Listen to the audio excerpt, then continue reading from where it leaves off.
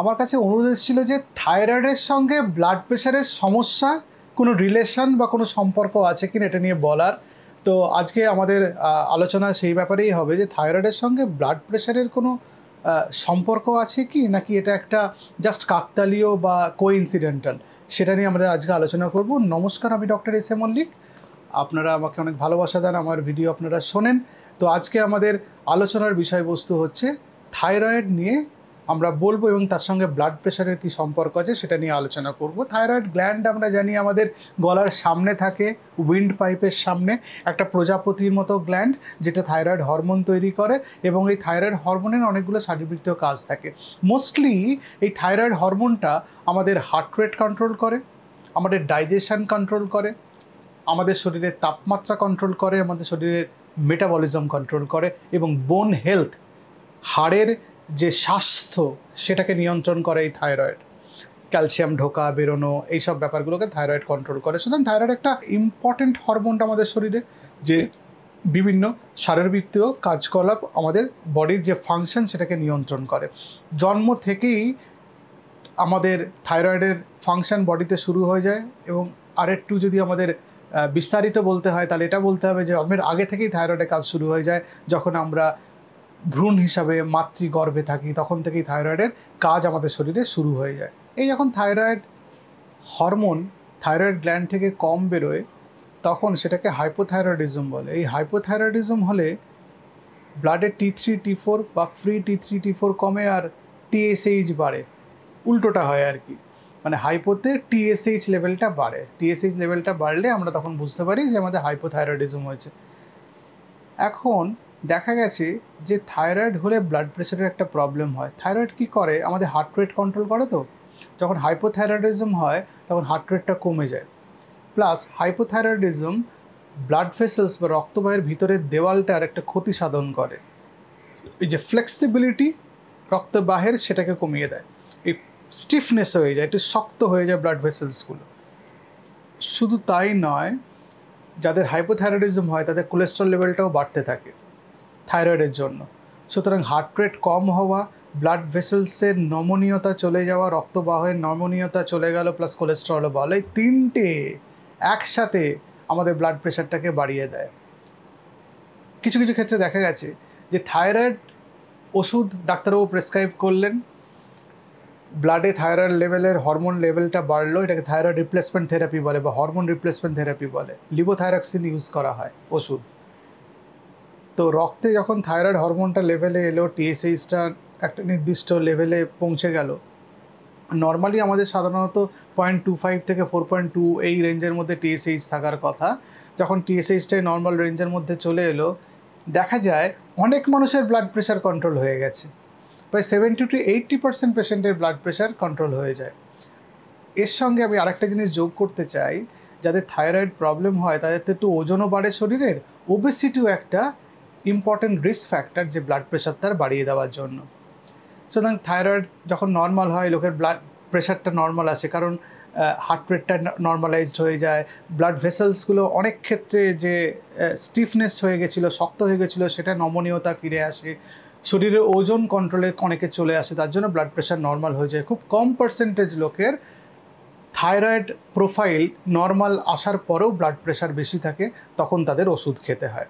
এবং আমাদের চিকিৎসার পুরো পদ্ধতিটা হচ্ছে থাইরয়েডের সঙ্গে ব্লাড প্রেশারটা ঠিক আছে কিনা দেখা, কোলেস্ট্রল ঠিক আছে কিনা দেখা, যদি ঠিক না থাকে সেটার ঠিকঠাক চিকিৎসা করা, এবং পেশেন্টদের অ্যাওয়ারনেস পেশেন্টের মধ্যে তৈরি করা যে কীভাবে তারা কোলেস্ট্রল ব্লাড প্রেশার এগুলো কন্ট্রোল করবেন সেগুলো দেখা।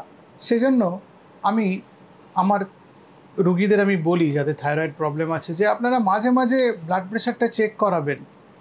কেউ কেউ খুব বিরক্ত হন, এই ডাক্তারের কাছে এলাম, ব্লাড প্রেশার চেক করলাম, আবার কার কাছে গিয়ে চেক করব, কে আবার কি ভুল প্রেশার মাপবে, এইসবগুলো ভাবতে থাকে লোকে। কিন্তু ব্লাড প্রেশারটা চেক করার দরকার। আসলে আমাদের সারা দিনের মধ্যে ব্লাড প্রেশার ফিক্স থাকে না। আমরা তো বডি তো আর রোবটের বডি নয় যে সকালবেলা 120/80, দুপুরবেলা 120/80 আর সন্ধ্যেবেলা 120/80 আসবে, ব্যাপারটা তা নয় আর কি। ব্লাড প্রেশার ভ্যারি করে, দিনের বিভিন্ন সময় বিভিন্ন রকম ব্লাড প্রেশার পাওয়া যায়। এটা ব্লাড প্রেশারের ফ্লাকচুয়েশন নয়। অনেক আমার ব্লাড প্রেশারটা ফ্লাকচুয়েট করছে, সকালবেলা ডাক্তারবাবু 110/70 দেখলাম, সন্ধ্যেবেলা 130/80 দেখছি, দুটোই নর্মাল। আপনার ব্লাড প্রেশার একটা রেঞ্জের মধ্যে থাকতে হবে। আপনার ডাক্তারবাবু আপনাকে বলে দেবে এই রেঞ্জের মধ্যে ব্লাড প্রেশার রাখবেন। ওপরের ব্লাড প্রেশারটা সাধারণত 85 থেকে ভ্যারি করে 130-এর মধ্যে, অ্যাডাল্টের বলছি। আর নিচের ব্লাড প্রেশারটা 55 থেকে 85 অবধি ভ্যারি করে। এতটা রেঞ্জ এর মধ্যে থাকলেই হবে, আপনার উদ্বিগ্ন হওয়ার কিছু নেই যদি না আপনার কোনো শারীরবৃত্তীয় প্রবলেম থাকে। কারণ হ্যাঁ, আপনার ব্লাড প্রেশার মোটামুটি 130/80 থাকে, কোনো দিন চেক করে দেখলেন 90/50, অনেকটা তফাৎ হয়ে গেছে। হ্যাঁ, ডেফিনেটলি একটা কিছু প্রবলেম হয়েছে, ডাক্তারকে দেখাতে হবে। কী প্রবলেম হচ্ছে সেটা দেখতে হবে। কোনো ইনফেকশন হচ্ছে কিনা, ডিহাইড্রেশন হচ্ছে কিনা, হার্টের কোনো প্রবলেম হচ্ছে কিনা, অন্য কোনো প্রবলেম হচ্ছে কিনা দেখতে হবে। সুতরাং ব্লাড প্রেশার থাইরয়েডে ফ্লাকচুয়েশন হবে, এটা স্বাভাবিক। এটা নিয়ে উদ্বিগ্ন হয়ে যাওয়ার কিছু নেই, এটা নিয়ে দুশ্চিন্তা করার কিছু নেই। থাইরয়েড কন্ট্রোলের পরেও ব্লাড প্রেশার বেশি থাকলে ওষুধ খেতে হবে, বা থাইরয়েড আপনার ডিটেক্টেড হলো, সেই সময় ব্লাড প্রেশার এত বেশি ডিটেক্টেড হলো ডাক্তারবাবু ওই অবধি অপেক্ষা করতেই পারলেন না, আপনার ওষুধ স্টার্ট করতে বাধ্য হলেন। এটাও একটা ক্লিনিক্যাল সিচুয়েশান, এটাও আপনাকে অ্যাকসেপ্ট করে নিতে হবে। ওভারঅল আমি এটাই বলতে চাই যে আপনার থাইরয়েড যদি থাকে, থাইরয়েডের ওষুধ দিনের পর দিন একই ডোজে না খেয়ে মাঝে মাঝে চেক করা এবং ডাক্তার দেখানো, ওষুধের ডোজ চেঞ্জ করা, মডিফাই করা, ব্লাড প্রেশার, কোলেস্টেরল, এইসব প্রবলেমগুলো আছে কিনা সেগুলো দেখা, শরীরের ওজন নিয়ন্ত্রণ করা, দরকার পড়লে ডায়েটিশিয়ানের হেল্প নেওয়া, এই পুরো ব্যাপারটা একটা কম্প্রিহেন্সিভ ট্রিটমেন্ট প্রোটোকল। একটু খরচ সাপেক্ষ হতে পারে, কিন্তু আপনি লং টার্ম ভালো থাকবেন এই পুরো পদ্ধতির মাধ্যমে। কেউ জিজ্ঞেস করেন ডাক্তারবাবু ব্লাড প্রেশার হয়েছে বুঝবো কী করে? মাথা ঝিমঝিম করতে পারে, মাথা ঘুরতে পারে, ঘাড়ে ব্যথা করতে পারে, মুডের ইরিটেশন হতে পারে, বুক ধরপড় হতে পারে, বুকে ব্যথা হতে পারে, এতগুলো সিমটম আছে। আর থাইরয়েড হলে কি সিমটম হবে? 100 বার বলেছি আগে বিভিন্ন ভিডিওতে, তাও আমি ছোট করে আপনাদের বলে দিই। থাইরয়েড হলে আমাদের ওজন বেড়ে যাবে, ঘুম ঘুম পাবে, এক্স অ্যান্ড পেইনস হয়, মানে বিভিন্ন জায়গায় ক্র্যাম্প হচ্ছে, ব্যথা হচ্ছে গায়ে, কনস্টিপেশন হতে পারে, চুল উঠে যেতে পারে, চামড়া খসখসে হয়ে যেতে পারে, এতগুলো সিমটম আছে থাইরয়েড হলে। সুতরাং এই প্রত্যেকটা সিমটমই বা প্রত্যেকটা লক্ষণই যে একজন থাইরয়েড পেশেন্টের হবে তার কোনো মানে নেই। একটা দুটো হতে পারে, কোনো লক্ষণ নাও থাকতে পারে, কিন্তু মোদ্দা কথা হচ্ছে আপনার থাইরয়েডের যদি প্রবলেম থাকে সেটার চিকিৎসা করতে হবে, সেটার কন্ট্রোলে আনার ব্যবস্থা করতে হবে। আপনি থাইরয়েডের প্রবলেম হয়েছে, আপনি চুপ করে বসে থেকে সেটাকে কন্ট্রোল করে নিতে পারবেন না, তার কিছু ব্যবস্থাপনা আছে। আর হাইপোথাইরয়েড হলে আমি ক্রুসিফেরাস ভেজিটেবলসগুলো খেতে না করি, ব্রকলি, বাঁধাকপি, ফুলকপি এগুলো কম খেতে বলি। কেল, ব্রাসেলস অতটা প্রচলিত নয় ইন্ডিয়াতে, এগুলোও ক্রুসিফেরাস ভেজিটেবলসের মধ্যে পড়ে। সয়াবিনটা একটু কম খেতে বলি, কিন্তু কম খেতে বলি, লোকে বন্ধ করে দেয়, বন্ধ করতে বলিনি, অন্যদের থেকে একটু কম খেতে বলেছি। এবার হচ্ছে আমাদের নেক্সট প্রশ্ন, যে থাইরয়েডের যে ওষুধ খায় সেটা কি ব্লাড প্রেশার কমাতে পারে? থাইরয়েডের ওষুধ ব্লাড প্রেশার কমানোর ক্ষমতা নেই। থাইরয়েডটাকে ঠিক করার ক্ষমতা আছে, এবং থাইরয়েড ঠিক হলেই ব্লাড ভেসেলসের নমনীয়তা ফিরে আসবে, কোলেস্ট্রল নর্মাল হবে, হার্ট রেট ঠিক জায়গায় ফিরে আসলে তখন ব্লাড প্রেশার কিছু ক্ষেত্রে কমে। সুতরাং এটা ভাবার কোনো কারণ নেই যে থাইরয়েডের বডিটা আপনার ব্লাড প্রেশার কমিয়ে দিয়েছে। এবার এটাও তো ঘটনা সত্যি যে থাইরয়েডের প্রবলেম হয়েছে এবং দেখা গেছে 100 জন থাইরয়েডের ওষুধ খাচ্ছেন, গবেষণায় দেখা গেল যে 2/3 থাইরয়েডের রোগী ঠিক ডোজে ওষুধ খাচ্ছেন না বা ঠিক ডোজে ওষুধ পাচ্ছেন না। আসলে একই ডোজ চলছে, টেস্ট করছেন না, এটাও তো গবেষণায় প্রমাণিত। মানে 3 জনের মধ্যে 1 জনের মাত্র ঠিক ডোজে ওষুধ চলছে, বলে সেটাও আপনাকে কারেক্ট করতে হবে, নাহলে তো আপনার ব্লাড প্রেশার কন্ট্রোলে আসবে না। সারা পৃথিবীতে হাইপোথাইরয়েডের কমনেস্ট কজ হচ্ছে আয়রন ডেফিসিয়েন্সি। এবার যেসব জায়গায় আয়রন ডেফিসিয়েন্সি হয় না, বা যেসব পপুলেশনে আয়রন ডেফিসিয়েন্সি নেই, তারা অ্যাডিকুয়েটলি বিভিন্ন সোর্স থেকে আয়রন প্রপারলি পেয়ে যান, তাদের আবার মধ্যে থাইরয়েড বেশি, যাদের হাসিমোটোস থাইরয়েডাইটিস হচ্ছে। হাসিমোটোস থাইরয়েডাইটিস হচ্ছে একটা শরীরে একটা ইনফ্লামেশন বা অটো ইমিউনিটি, শরীর নিজের থাইরয়েড গ্ল্যান্ডের এগেনস্টে বিদ্রোহ শুরু করে দিয়েছে, এর এক ধরনের inflammation of the thyroid gland. এটা কমনেস্ট কজ অফ হাইপোথাইরয়েডিজম, যেখানে থাইরয়েডের হাইপো ফাংশনিং অফ থাইরয়েড হয়। ইনিশিয়ালি হাসিমোটোস থাইরয়েডাইটিসে বেশি থাইরয়েড হরমোন তৈরি হয়, আসলে ফলিকলসগুলো নষ্ট হয়ে যায়, তো থাইরয়েড হরমোনগুলো ব্লাড স্ট্রিমে বেশি চলে আসে, পরে হাইপোথাইরয়েডিজম হয়।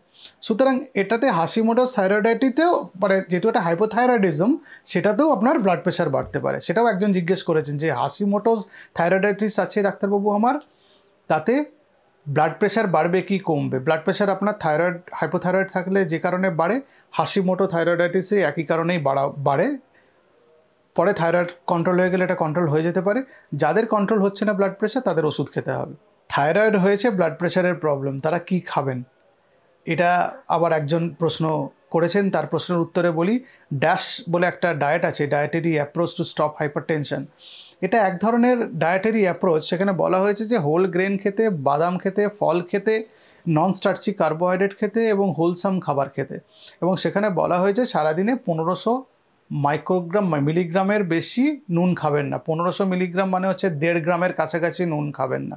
করা খুব ডিফিকাল্ট, কারণ খাবারের মধ্যে অনেকটা নুন ঢুকে যায়, মানে খুব অল্প পরিমাণ নুন খেতে হবে। আমরা নর্মাল যে খাবারে তরকারিতে যেসব নুন টুন দিই তার থেকে অনেক কম দিতে হবে। এটা ড্যাশ অ্যাপ্রোচ, ডায়েটিশিয়ানরা আরও বেটার বলতে পারবেন। ডাক্তার হিসেবে আমি আপনাদের বলতে পারি, আপনারা যদি ভালো খাবার খান, রিফাইন্ড কার্বোহাইড্রেট অ্যাভয়েড করেন, মিষ্টি, ক্যান্ডি, কোলা এসব যদি অ্যাভয়েড করেন, কেক, বিস্কুট, প্যাটিস যদি অ্যাভয়েড করেন, কুকিজ যদি অ্যাভয়েড করেন, নুডলস, পাস্তা, এই বার্গার এগুলো যদি অ্যাভয়েড করেন, ভালো খাবার যদি খান, রুটি খেলেন, সবজি খেলেন, ফল খেলেন, বাদাম খেলেন, মাছ খেলেন, মাংস খেলেন, এক্সেস ফ্যাট আছে এরকম ডেয়ারি প্রোডাক্ট যদি অ্যাভয়েড করেন, তাহলে আপনার ব্লাড প্রেশার কমতে বাধ্য। থাইরয়েডের সঙ্গে এগুলো আপনারা ফলো করতে পারেন। পরে ডায়েট নিয়ে আমি বিস্তারিত ভিডিও বানাবো, নাহলে ভিডিও অনেক লম্বা হয়ে যাবে। মোটামুটি ডায়েটারি অ্যাপ্রোচ এইটা আপনারা অ্যাডাপ্ট করতে পারেন যদি আপনাদের ব্লাড প্রেশারের প্রবলেম থাকে। এখন থাইরয়েডও হয়েছে, ব্লাড প্রেশারও হয়েছে, তাহলে এক্সট্রা আমি কী করতে হবে? এক্সট্রা কী আর করবেন? ড্যাশ অ্যাপ্রোচটা করবেন, dietary approach to stop hypertension যেটা আমি বললাম সেটা করবেন। ব্লাড প্রেশারের বড়ি খাবেন দরকার পড়লে, কোলেস্ট্রল কন্ট্রোল করবেন, শরীরের ওজন কন্ট্রোল করবেন, ডায়াবেটিস থাকলে সেটাকে নিয়ন্ত্রণ করতে হবে, আর অ্যাক্টিভিটি বাড়াতে হবে, এক্সারসাইজ করতে হবে, হাঁটতে হবে, সাঁতার কাটতে হবে, রেজিস্ট্যান্ট এক্সারসাইজ করতে হবে। সারাদিন বসে থাকলে হবে না।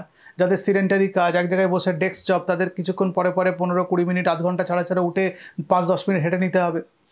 বাড়ির কাছে এসে বাসে নেমে টুক করে বাড়িতে উঠে গেলে হবে না, একটা স্টপ দূরে নামবেন, বাড়িতে কিছুটা হেঁটে আসবেন, অফিসে যাওয়ার সময় দূরে নামবেন, ওই রাস্তাটা অফিসে যাওয়ার সময় কিছুটা হেঁটে নিলেন, অফিসের মধ্যে লাঞ্চ আওয়ারের মধ্যে বসে গল্প না করে খাবারটা খেয়ে নিয়ে যে টাইম পাচ্ছেন ওটা হেঁটে চলে এলেন। এইগুলো করে আপনার ব্লাড প্রেশার কন্ট্রোলে রাখতে হবে। পুরোটাই আপনার হাতে। ডাক্তার পুরোটা জিনিস আপনাকে প্রত্যেক জিনিস বলে দিতে পারবেন না, পুরোটাই আপনার হাতে। আপনি আপনার শরীরের মালিক। ডাক্তার কোনো হেলথ এডুকেটর বা কোনো প্রফেশনাল আপনার শরীরের মালিক না। ডাক্তার আপনাকে দিশা দেখিয়ে দেবে, ডায়েটিশিয়ান আপনাকে বলে দেবে এই খাবারটা খেতে হবে। ডায়েটিশিয়ান আপনাকে ওই খাবারটা রান্না করে খাওয়াবে না, ফলো করতে হবে আপনাকে। আপনার শরীরের মালিক আপনি। আপনার শরীরের ভালো মন্দ যা কিছু হবে সব দায়িত্ব আপনাকেই নিতে হবে। আপনাকে আমরা হেল্প করে দিতে পারি, আপনাকে গাইড করে দিতে পারি, আপনাকে সঠিক দিশা দেখিয়ে দিতে পারি। তার মানে এই নয় যে আপনার প্রত্যেকটা রোগের পুঙ্খানুপুঙ্খ বিচার করে সেইটার ডায়েট এবং তার মেডিকেশন আমরা দিয়ে দিতে পারবো। কিছুটা আপনাকে মডিফাই করতে হবে আপনার লাইফস্টাইল, জীবনশৈলীর পরিবর্তন করে। সেটা খাবার হতে পারে, এক্সারসাইজ, ঘুম, অ্যাডিকশান, অ্যালকোহল থেকে আপনাকে দূরে থাকতে হবে, স্মোকিং থেকে আপনাকে দূরে থাকতে হবে। এগুলো আপনাকে করতে হবে। আপনি না করলে আপনার শরীর ভালো থাকবে না। আপনি অল্প বয়সে অনেক রোগে আক্রান্ত হয়ে যাওয়ার সম্ভাবনা আছে আপনার, সেটা একটা হয়। প্লাস আপনার বয়স বেড়ে যাওয়ার সম্ভাবনা আছে। 40 বছরের লোক দেখতে এখন 50 বছরের মতো লাগে। 10 বছর এজিং করে বাড়িয়ে ফেলেছে। নেশা করেছে, স্মোকিং করেছে, বিভিন্ন রকম কোল্ড ড্রিঙ্ক খেয়েছে, অ্যালকোহল খেয়েছে, জাঙ্ক ফুড খেয়েছে, বাইরের খাবার খেয়েছে গুচ্ছ। বাড়িতে এসে বলে খিদে নেই, বাড়ি থেকে 2 প্লেট চাউমিন খেয়ে এসছে। মা ভাবছে সত্যি ছেলের শরীর খারাপ, এত বড় ভুঁড়ি ছেলের। বাইরে খেয়ে বাড়িয়ে ফেলেছে। অল্প বয়সে pressure, sugar, cholesterol, heart disease, hypertension সব আছে। সুতরাং এই জিনিসগুলো আপনাদের একটু মাথায় রেখে সেগুলোকে ম্যানেজ করার চেষ্টা করতে হবে। নমস্কার, ভালো থাকবেন।